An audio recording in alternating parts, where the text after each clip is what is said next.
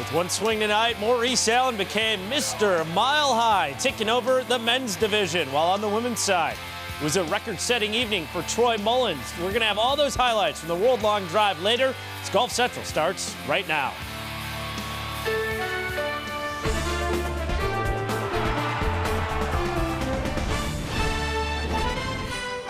Golf Central.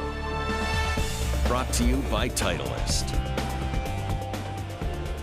Final round 77 saw world number 1 Dustin Johnson plummet down the leaderboard at the Open. The three-time winner on the PGA Tour this season headlines the field at this week's RBC Canadian Open. DJ looking for his first top 10 on tour since the Wells Fargo in May, while Bernhard Langer looks to continue his dominant run so far in 2017. The 59-year-old has 3 wins, 2 majors so far this season, heading into this week's Senior Open Championship, an event he's won twice, including by a whopping 13 shots 3 years ago. While the attention in the women's game turns to Scotland the week before the Rico Women's British Open, the inaugural Aberdeen Asset Management Ladies Scottish Open debuts at Dundonald Links. This 72-hole event will give 500 Race to the CME Globe points to the winner.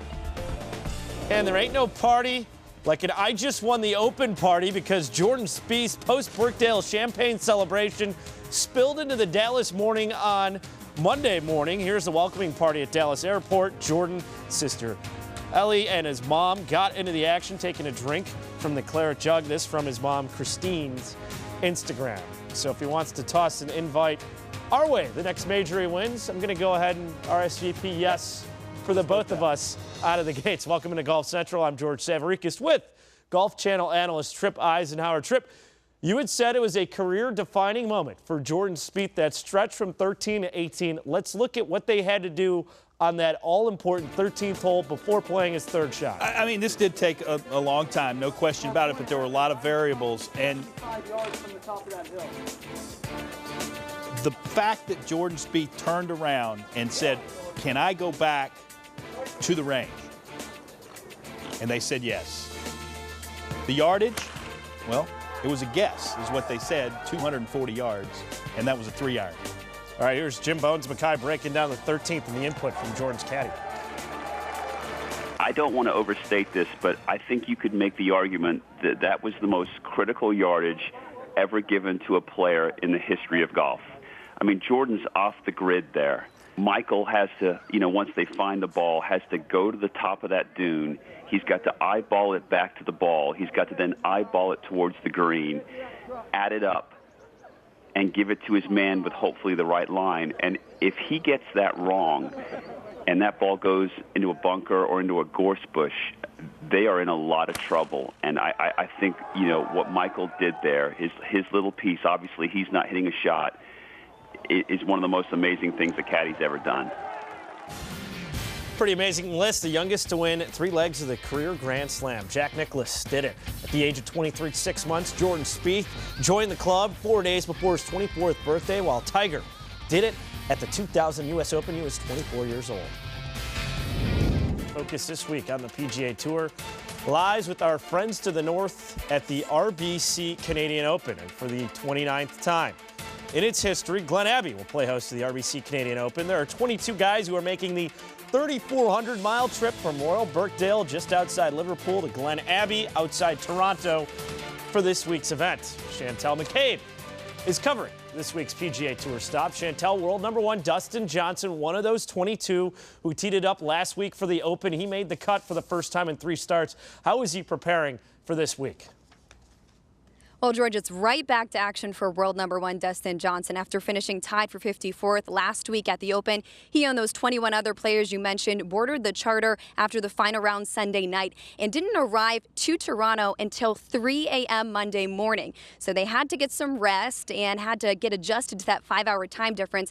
I talked to Dustin Johnson's manager. He told me he did some errands, got a little bit of practice time in, and then worked with his trainer, Joey D. As for today, he had a private golf event at Greystone Golf Club, which is about 35 minutes from here. He won't arrive at 2 Glen Abbey Golf Club until tomorrow for his 7 a.m. Pro-Am. And then on Thursday, he's with the Marquee Group. They tee off at 1:25 p.m. Eastern Time. He'll be playing alongside defending champion Jonathan Vegas and 2-time champion of the Canadian Open, Jim Furyk. So it's going to be a busy week again here in Canada. George? All right, thank you, Chantel. Here are Dustin Johnson's last 10 starts worldwide.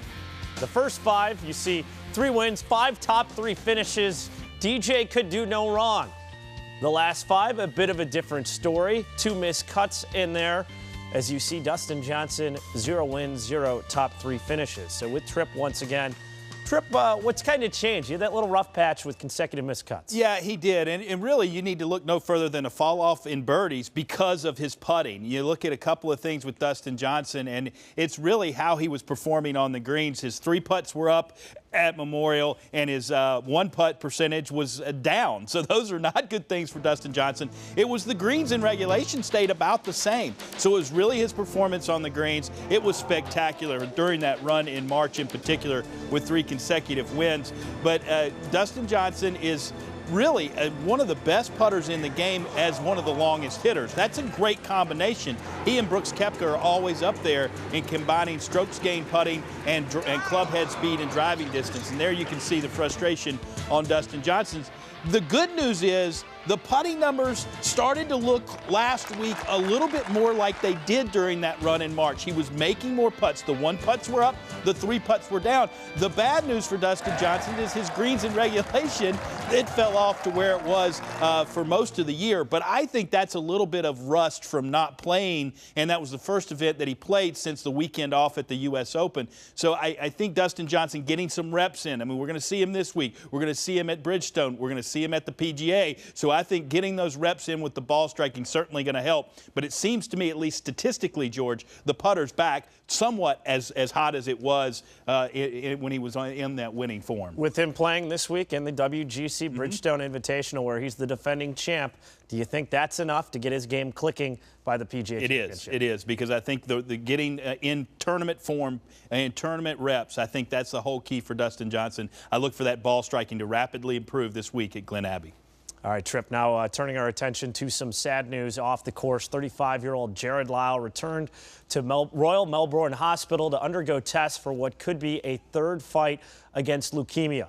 Lyle has beaten the disease twice in his life, first in 1998 and again in 2012. This, a family statement. A routine blood test conducted earlier this week returned abnormal results, and Jared was immediately admitted to hospital and placed under the care of his previous medical specialist. He will remain there at least until a full diagnosis has been made. He has undergone several tests and will have several more in the coming days. At this point, we have not yet received complete test results, so there is no definitive diagnosis, and we do not have an agreed treatment plan. We cannot speculate about anything until we get more information. We are grateful to be surrounded by incredibly supportive people, and we truly appreciate your consideration and respect for our privacy at this time. As Golf Central continues this evening, we saw some absolute blasts in the World Long Drives Mile High Showdown. Coming up, we're going to show you some of the best. That's next. Plus, look at what Michelle Wie and the LPGA Tour is facing this week at the Aberdeen Asset Management Ladies Scottish Open. That's ahead.